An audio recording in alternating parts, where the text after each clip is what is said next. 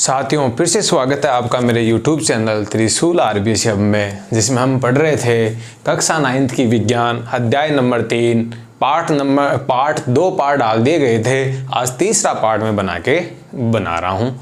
आपने पिछली क्लास में क्या पढ़ा, 1 मिनट के लिए उसकी ब्रीफिंग कर लेते हैं। पिछली क्लास में आपने डाल्टन का परमाणु सिद्धांत पढ़ा था, वो बहुत ही अच्छे से आपको याद करना है, लिखवा दिया गया था। इसके बाद में आपने शुरुआती 20 तत्व हैं, उनके नाम, उनके इंग्लिश में नाम, उनकी परमाणु क्रमांक संख्या, वो कितने नंबर पे आते हैं और उनके द्रव्यमान मतलब उनका वजन कितना होता है, वो मैंने लिस्ट में बनवा दिया था, सारणी बनवा दी थी। तो पिछली वाली क्लास देख लें। आज उसी क्लास को अपन कंटिन्यू करते हैं, चैप्टर को कंटिन्यू करते हैं। तो आ जाइए वापस से। 20 तत्वों के अलावा भी एनसीईआरटी में आपकी बुक में कुछ ऐसे तत्व दिए गए जिनके प्रतीक आपको याद करने हैं, तो ये आएंगे एग्जाम में, ध्यान रखना। तो फिर मैंने उनके हेडिंग डाल दी है कुछ महत्वपूर्ण तत्वों के प्रतीक, यानी उन 20 शुरुआती 20 के अलावा हैं। तो आ जाइए, पहले मैंने इनके सिर्फ नाम लिख दिए हैं। ब्रोमीन, कॉपर, कोबाल्ट, आयोडीन, सीसा, यूरेनियम, सल्फर, जिंक, स्वर्ण यानी सोना, आयरन, लोहा, चांदी। इनके अपन प्रतीक लिखते हैं। आइए मेरे साथ साथ। ब्रोमीन का याद करो, Br। पहला अक्षर कैपिटल लेटर लिखना है, कल ही बताया था। दूसरा अक्षर यदि है किसी प्रतीक में तो स्मॉल लेटर में लिखना है, Br। बी तो इसका नहीं हो सकता, बी का पहले ही आ चुका है तो Br होगा। कॉपर बहुत ही अच्छा है, याद कर लो, Cu कॉपर। कोबाल्ट Co, इन दोनों को ध्यान से देखो, कॉपर का Cu होता है और कोबाल्ट का Co। कोबाल्ट O की मात्रा आ रही है तो आप इसमें O ध्यान रखोगे। आयोडीन का क्या होता है, I, बहुत ईजी है आयोडीन का। शीशे का थोड़ा ध्यान रखना, पहले भी आ चुका है ये। शीशे को लिखोगे आप Pb। इसको मैं स्टार लगा रहा हूँ क्योंकि ये नाम में बिल्कुल भी मैच नहीं खाता है, इसलिए थोड़ा इसको ध्यान रखना। शीशा तो Pb पे लिखते हैं। यूरेनियम को U लिखेंगे, ओनली यूरेनियम का थोड़ा पहचान के तो बिजली बनाने के काम में लिया जाता है और परमाणु बम बनाने में भी इसका उपयोग किया जाता है, यूरेनियम। सल्फर का बहुत इजी है, ऐसे लिख देंगे सल्फर। जिंक, Zn, जिंक पहले भी आ चुका, जिंक हो जाएगा। स्वर्ण और सोना याद करना अच्छे से, इसके नाम में वैसे तो गोल्ड आता है लेकिन इसका नाम वैसे प्रतीक वैसा नहीं है, Au लिखते हैं, ध्यान रखना। ये पुराने समय से चले आ रहे थे, अतः इनके नाम ऐसे ही दे दिए गए। तो यहाँ स्वर्ण है, उसका Au मैंने स्टार लगा दिया है, थोड़ा जो भी अलग होंगे उनके स्टार लगा रहा हूँ। आयरन में लोहा IR आता है आने को तो, बट इसका नाम ऐसा नहीं होता, इसका होता है Fe, तो इसको भी मैं स्टार लगा रहा हूं। और चांदी तो चांदी का आता है Ag, ध्यान रखना, चांदी के Ag आता है और सोने का Au आता है, आयरन का Fe आता है और आपके शीशे का Pb आता है। बाकी लोग इजी हैं, bromine Br, copper Cu, cobalt Co, iodine I, सीसा Pb, uranium U, sulphur S, zinc Zn, स्वर्ण Au, लोहा Fe और चांदी Ag। ये आपके सिलेबस के सारे तत्व आपको लिखा दिए गए। तो 20 तो वो हो गए थे और 3 3 6 3 9 11, ये कुल मिला के 31 तत्वों के नाम और उनके प्रतीक आपको बता दिए गए, आपको अच्छे से याद करना है। इसके बाद अपन चैप्टर को आगे बढ़ाते हैं, नई हेडिंग डालते हैं, तब तक ये नोट कीजिए।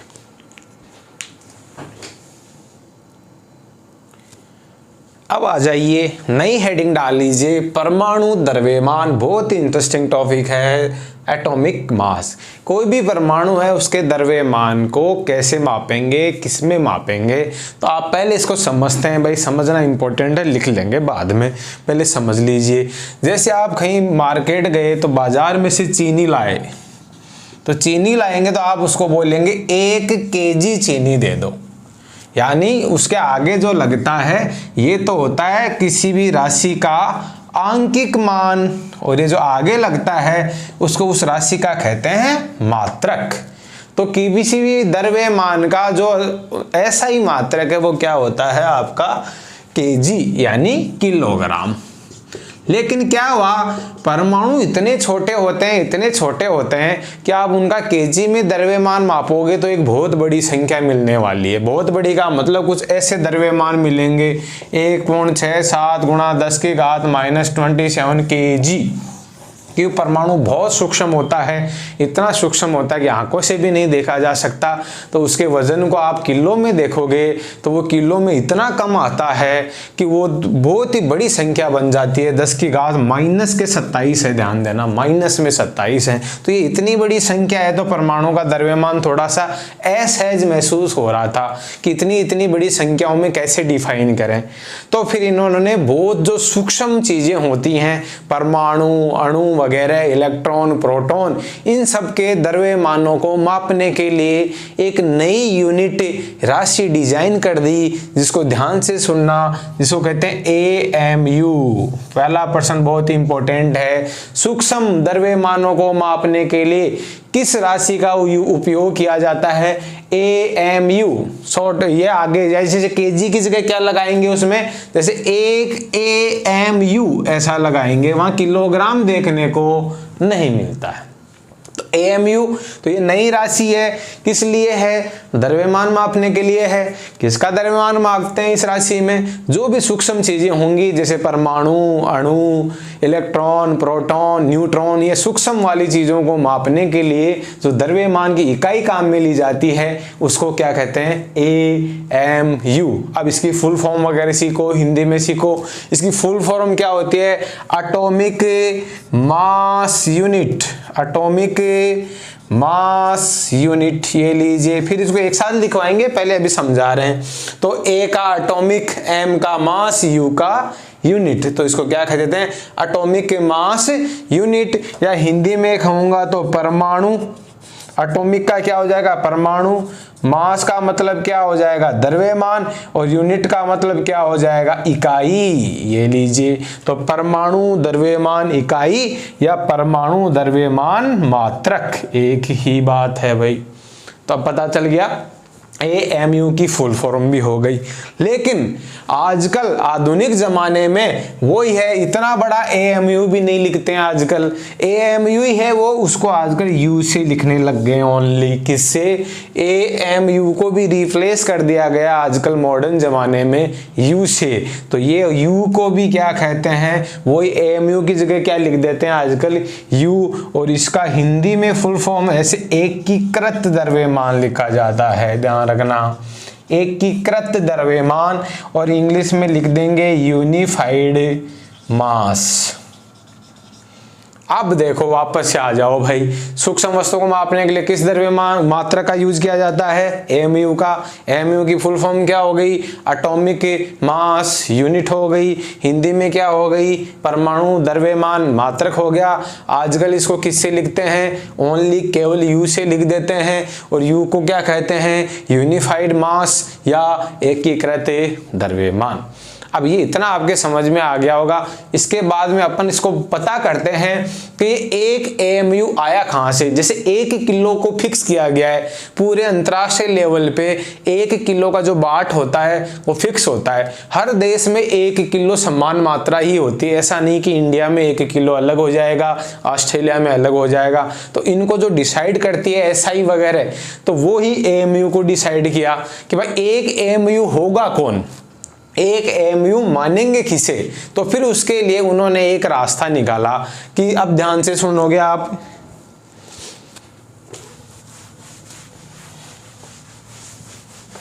एक AMU होता क्या है एक्चुअल में। तो एक AMU को मापने के लिए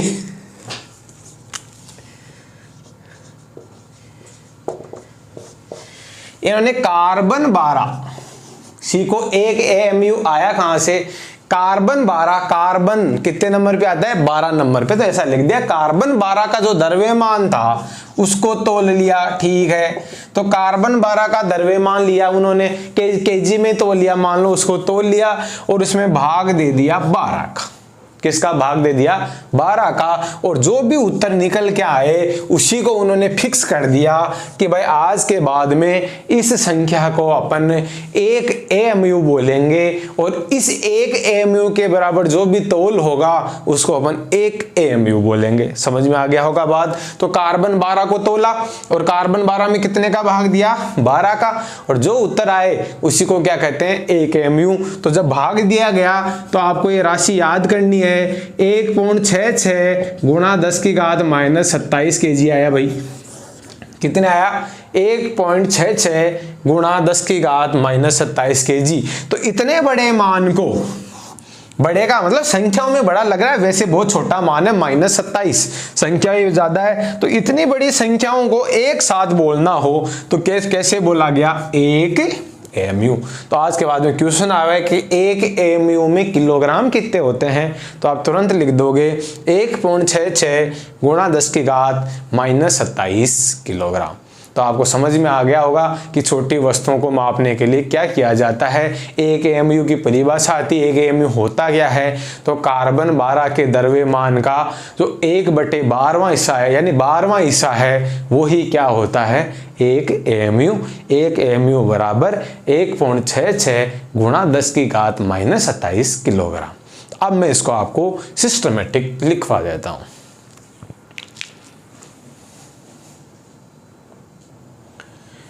अब आ जाइए, इसको सिस्टमेटिक लिख दिया है मैंने, इसको दोबारा से पढ़ लेते हैं।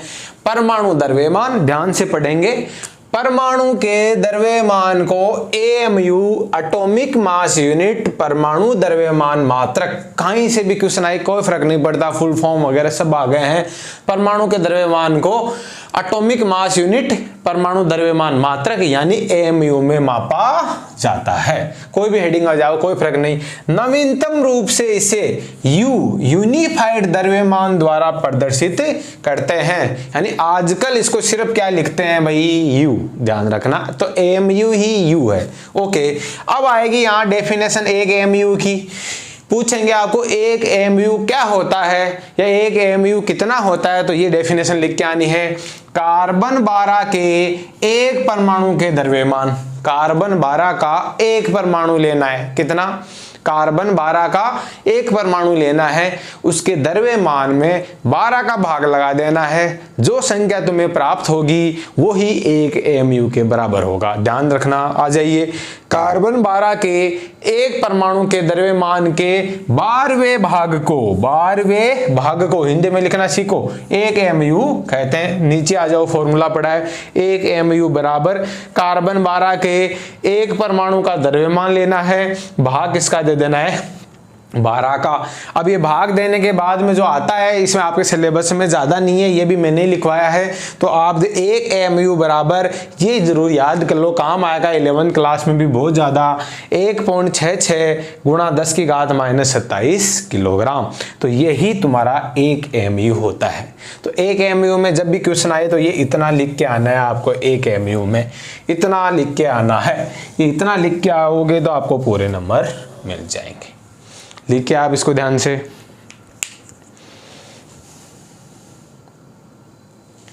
अब यदि आपने AMU द्रव्यमान सीख लिया है तो जो कल आपको टेबल बनवाई थी, सारणी बनाई थी, उसमें जो परमाणुओं के द्रव्यमान लिखे गए थे वो AMU में होते हैं, ध्यान रखना। तो एक दो उदाहरण दे सकते हो आप कि उसके एग्जाम्पल देने हो आपको द्रव्यमान के, तो क्या एग्जाम्पल दे सकते हो। हाइड्रोजन का द्रव्यमान कितना लिखवाया था, 1। तो अब मैं क्या कह सकता हूं, हाइड्रोजन परमाणु का द्रव्यमान 1 AMU होता है, ऐसा लिख सकता हूं रे। क्या लिख सकता हूं, 1 AMU होता है। इसी हिसाब से एक दो एग्जाम्पल और दे दो। ऑक्सीजन का परमाणु द्रव्यमान, ऑक्सीजन कितने नंबर पे आता है, 8 नंबर पे। सम संख्या वालों को डबल करते हैं 16, तो कितना AMU होता है, 16 AMU। या एक बात और लिख दूं, यहाँ 16 AMU ने लिख के सिर्फ क्या लिख सकता हूं, 16U। आजकल AMU की जगह U चलता है, तो 16U होता है। ऐसे एक एग्जाम्पल और दे दो। क्लोरीन का याद करो आप, क्लोरीन 17 नंबर पे आता था Cl, क्लोरीन का परमाणु द्रव्यमान 35.5 AMU अथवा इसको बोल दूं 35.5 U होता है। तो आज के बाद में U देख ऐसा नहीं, U एक द्रव्यमान का ही मात्रक है, सूक्ष्म चीजों के लिए मापा जाता है। इस प्रकार से आपका जो परमाणु का द्रव्यमान है वो वाला पॉइंट खत्म हो गया। अब अपन नए पॉइंट की ओर चलते हैं। ये लिखिए, अब आ जाइए आगे बढ़ते हैं हम। अब पढ़ रहे हैं परमाणु किस प्रकार अस्तित्व में रहते हैं। आपने परमाणु तो पढ़ लिए, लेकिन ये नहीं पढ़ा अभी तक कि वो प्रकृति में क्या अकेले रहते हैं या कहीं किसी के साथ बन बना के रहते हैं, कैसे रहते हैं। तो ध्यान से सुनना बातों को। अधिकांश जो भी परमाणु होते हैं यानी तत्व होते हैं वो अकेले नहीं रहते हैं, वो किसी न किसी के साथ मिलकर अणु या आयन वगैरह बना लेते हैं। ध्यान देना, अकेले रहने वाले कुछ ही होते हैं जो स्वतंत्र रूप से अकेले होते हैं, जैसे helium, neon, argon, krypton, xenon और रेनॉन। ये सब एग्जाम्पल आपको याद करने हैं, सब कुछ सिलेबस में है। तो मैं 1-2 लाइनें लिखता हूँ। क्या लिखूंगा कि क्या कहूंगा, प्रकृति में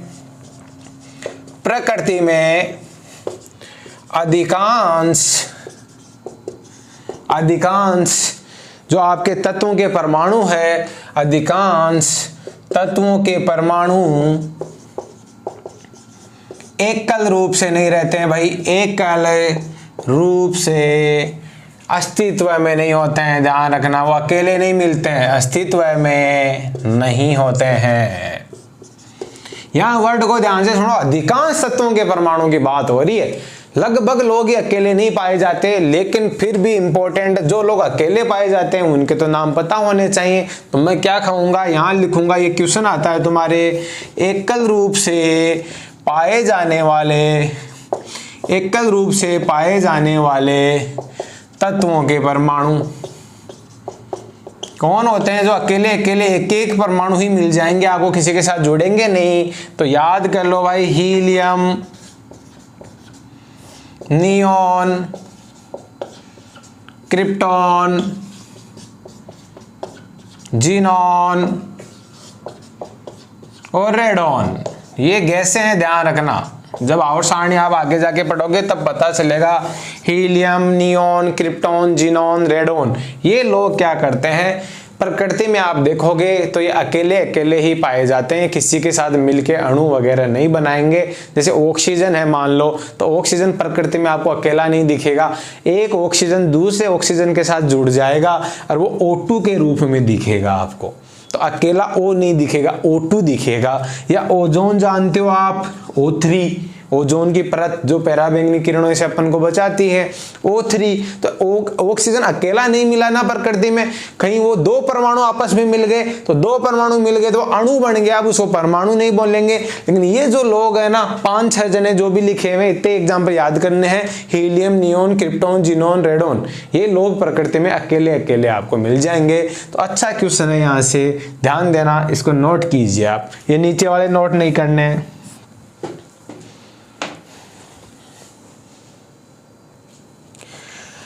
अब एकल वाले आपने पढ़ लिए, अब बाकी लोगों का क्या होगा जो एकल नहीं रहते हैं। तो ध्यान से सुनो, ये कोई परमाणु है भाई, एटम है, ओके।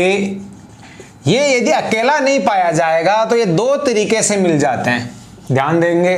या तो ये बनाएंगे अणु, क्या बना लेंगे, अणु बना लेंगे, या बना लेंगे ये आयन। बहुत ही इंपॉर्टेंट है, परमाणु है यदि एकल नहीं है तो वो क्या करेंगे, 2 या 2 से अधिक जने मिलके तो क्या बना लेंगे, अणु, मॉलिक्यूल बना लेंगे, या बना लेंगे आयन। ये आयन क्या होता है भाई, आयन होता है यदि कोई परमाणु इलेक्ट्रॉन दे देता है या ले लेता है तो उस पर एक आवेश आ जाता है, उसे क्या कहते हैं, आयन। और इनसे आयन बनने के बाद में वो आयनिक यौगिक बना लेंगे। जैसे एक छोटा सा एग्जांपल समझा देता हूँ, 9 क्लास की स्टैंडर्ड के लिए नहीं है, फिर भी आप थोड़ा सा समझ लो कि जैसे ये सोडियम है, ध्यान दो, ये अकेला नहीं रहना चाहता यहाँ प्रकृति में, तो ये क्या करता है, एक इलेक्ट्रॉन त्याग देता है। तो जब ये एक इलेक्ट्रॉन त्याग देता है तो ये बन जाता है Na+। क्या बन जाता है Na+। इसी प्रकार से एक आयन Cl है, Cl एक इलेक्ट्रॉन को ले लेता है तो ये बन जाता है Cl-।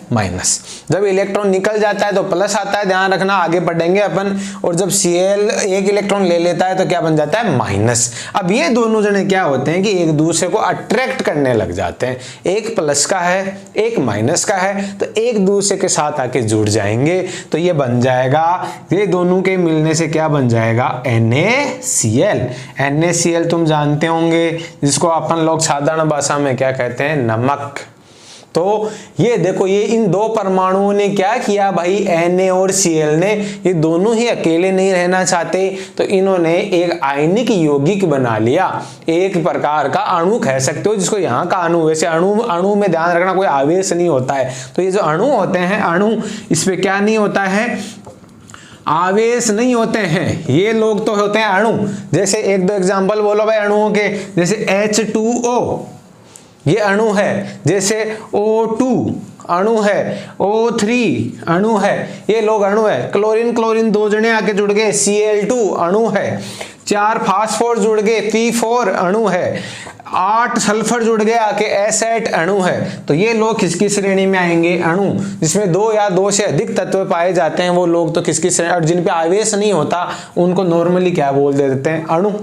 और ये जिन पे आवेश पाया जाता है, ध्यान रखना, जिन पे आवेश पाया जाता है वो मिल जाते हैं तो ये लोग होते हैं आयन। और आयनों के मिलने से जो यौगिक बनता है उसको आयनिक यौगिक बोलते हैं, जैसे NaCl, CsCl, ये आगे जाके धीरे धीरे और आपको समझ में आएंगे। अभी के लिए थोड़ा इतना याद रखो कि जो परमाणु अकेले नहीं रहते हैं वो 2 रूपों में पाए जाएंगे फिर, या तो वो लोग अणु बना लेंगे, क्या बना लेंगे, अणु बना लेंगे, या क्या बना लेंगे, आयन बना लेंगे।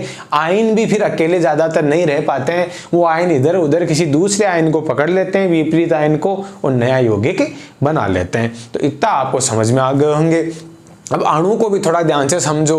अणु भी भाई 2 प्रकार के हो सकते हैं, कि ये भी 2 प्रकार के कैसे, जैसे एक अणु, ये ऑक्सीजन को ध्यान से देखो, O2 को, इसमें 2 ऑक्सीजन है, यानी समान तत्व ही पाया गया है। तो एक ही तत्व के यदि 2 या 2 से अधिक परमाणु, ध्यान देना, एक ही तत्व के 2 या 2 से अधिक परमाणु यदि मिलकर कोई अणु बनाते, कोई मिलकर कोई पदार्थ बनाते हैं तो वो क्या हो जाता है, आपका अणु।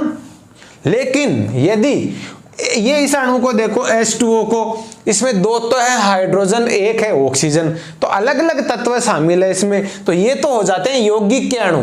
किसके हो जाते हैं, यौगिक। इनसे ये यौगिक है तो यौगिक के अणु हो जाते हैं, और इनको कहते थे तत्व के अणु, क्योंकि इसमें अकेला तत्व पाया जाता है, एक ही है, तो ये है तत्वों के अणु और ये है यौगिक के अणु। बाकी है दोनों ही अणु, दोनों को सिंपली बोलेंगे तो अणु। तो यहाँ थोड़ा कंफ्यूज मत होना, अणु में भी 2 टाइप हो सकते हैं। पहला कौन सा हो सकता है, तत्वों के अणु, जिसमें समान प्रकार के तत्व पाए जाएंगे, जैसे O2, O3, P4, S8, ये सब लोग किसमें आ जाएंगे, तत्वों के अणु में। और आपके यौगिक के अणु में क्या आ जाएंगे, H2O वगैरह, ये लोग किसमें, H2O आ गया, H2O के अलावा CO2 आ गया, ये लोग किसमें आ जाएंगे, यौगिक के अणु में। तो अब इस चीज को मैं सिस्टमेटिक लिखवा देता हूं ताकि एग्जाम में प्रश्न आए तो गलत ना हो। अब देखिए, इसको 1 मिनट में देख लीजिए कि क्या है। एकल रूप से नहीं पाए जाने वाले परमाणु 2 चीजें बना सकते हैं, आयन बना लेंगे, अणु बना लेंगे। आयन में इन पे क्या पाया जाता है, आवेश पाया जाता है, प्लस और माइनस पाया जाता है। तो जैसे Na+Cl माइनस मिलके क्या बना लेंगे, NaCl। एक एग्जांपल दे देना, एग्जाम में सही हो जाएगा। अणु, इस पर आवेश नहीं पाया जाता है, ध्यान रखना। तत्वों के अणु, जैसे अभी इनकी डेफिनेशन तो आगे लिखवाएंगे, अभी यहाँ इस सारणी में नहीं लिखवाएंगे। तत्वों के अणु जैसे कि O2, O3, P4, S8, ध्यान रखना। तत्वों के अणु की जब भी बात आए तो सेम प्रकार के परमाणु होने चाहिए उनमें। जैसे दोनों जने ऑक्सीजन है, तीनों जने कौन है, ऑक्सीजन है, 4 फास्फोरस हैं और 8 सल्फर सल्फर ही है, ध्यान रखना। और यौगिकों के अणु की बात आए तो जैसे H2O है तो अलग अलग प्रकार के परमाणु होने चाहिए, 2 तो हाइड्रोजन है बट 1 ऑक्सीजन है, डिफरेंट टाइप होने चाहिए। NH3 जिसको याद करो अमोनिया कहते हैं, 1 नाइट्रोजन है, 3 हाइड्रोजन है, ये है कार्बन डाइऑक्साइड, 1 कार्बन 2 ऑक्सीजन। तो ये रूपरेखा आपको समझ में आ जाएगी कि एग्जाम्पल क्या देने अपन को। अब इन दोनों की डेफिनेशन और लिखवा के इनके ढंग से उदाहरण लिखवा देता हूं कि इस अणु को थोड़ा आगे पढ़ लेते हैं। तो आप आगे लिखिए, इसको नोट कीजिए। आ जाइए, अब मैंने एग्जाम के हिसाब से इसको लिख दिया है कि तत्वों के अणु जब किसी एक ही तत्व के 2 या 2 से अधिक परमाणु मिलकर अणु बना लेते हैं, एक ही तत्व के 2 या 2 से अधिक परमाणु मिल जाएंगे, अणु बना लेंगे, ऐसे होंगे तत्व के अणु। जैसे कि आपका ऑक्सीजन अणु में 2 ऑक्सीजन परमाणु होते हैं भाई, तो O2 एग्जाम्पल। ओके, ओजोन के अणु में 3 ऑक्सीजन के परमाणु पाए जाते हैं, O3 आ जाएगा। 2 एग्जाम्पल मैंने ऐसे लिख दिया। बाकी इसके अलावा एग्जाम्पल P4BC का है और एग्जाम्पल S8BC का है, आप 4 एग्जाम्पल लिख लो। फास्फोरस 4 होते हैं, सल्फर 8 होते हैं, सब सेम होते हैं। यौगिक के अणु आ जाओ, जब भिन्न भिन्न तत्वों के, याद करना, भिन्न भिन्न तत्वों के परमाणु एक निश्चित अनुपात में मिलेंगे। यौगिक तो आपने पहले भी तो पढ़ लिया, ये जो परमाणु मिलेंगे भिन्न भिन्न वाले, वो अनुपात उनका फिक्स होता है, ध्यान रखना। तो एक निश्चित अनुपात में मिलकर यौगिक के अणु का निर्माण करते हैं। उदाहरण देख लो, H2O हो गया, अमोनिया यानी NH3 हो गया, कार्बन डाइऑक्साइड यानी CO2 हो गया। इस हिसाब से आपने वो पता कर लिया कि कौन से परमाणु एकल रहेंगे तो कैसे रहेंगे, और वो डबल 3 4 5 मिलके कैसे रहेंगे। तो ये आपका हो गया। इसके बाद में अपन कुछ एग्जाम्पल करेंगे जो NCERT ने दे रखे हैं, जो उनकी परमाणुकता वगैरह ज्ञात करेंगे।